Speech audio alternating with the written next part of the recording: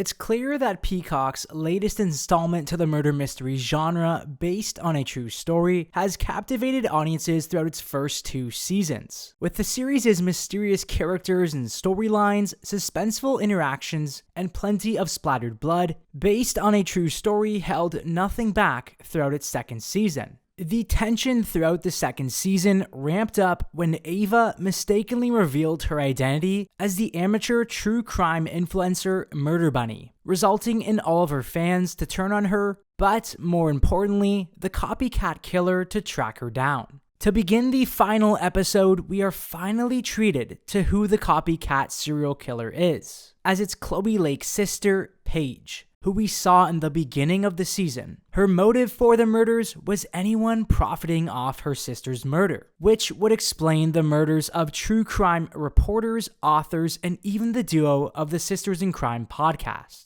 And ultimately, like the title of the episode, this week's guest, Ava and Nathan seem to be her next victims. However, she only gets stopped thanks to Nathan convincing her to tell Chloe's life story through the microphone, rather than committing murder, resulting in Nathan to buy some time to break out of his bindings and knock out the copycat killer. With the copycat killer communicating and taunting Matt through ciphers, he eventually cracks the code, as he realizes that the copycat killer is none other than Chloe's sister. However, this goes both ways, as she easily recognized Matt was the West Side Ripper with his random apology but had no relation to Chloe. While the first season was focused on the West Side Ripper murders that took the town by storm, the 2nd season was all about the copycat serial killer, an anonymous killer who left clues, ciphers, and prodding information, all to get Matt's attention. While the copycat killer was plotting to get Matt's attention, Matt too was playing a game of his own, as he took the bait that was left behind by the copycat killer, only to secretly get Nathan to take the bait,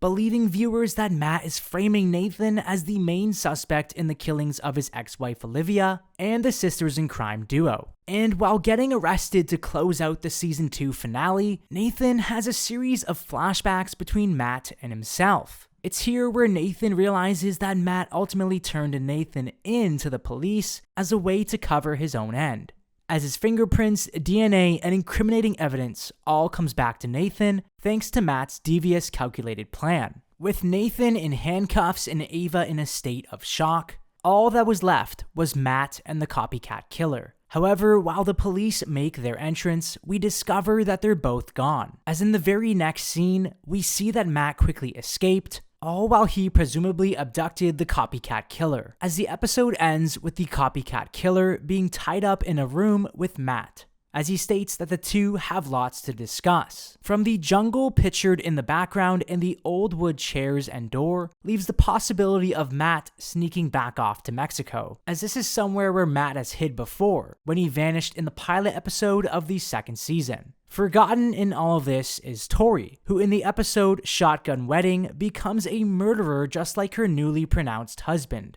Along with being the wife of a serial killer, she also becomes a kidnapper when she kidnaps Matt's son, Ollie. The last we see of Tori is her turning Ollie into the police, and what looks to be of her going on the run, with multiple unanswered questions, concerns, and plot lines that resulted in the outcome of this episode. Lots of questions are up in the air when it comes to Nathan and Ava's future. What will Matt and the copycat killer talk about? Where does Tori plan on going? And what will happen to Nathan? However, one thing is for certain, blood will certainly be splattered in season 3 of Based on a True Story. What are your thoughts about this final episode? Be sure to let me know down in the comment section below. And if you enjoy this content, be sure to click subscribe and click like. For more film and television analysis, be sure to keep it locked here, right here on this channel.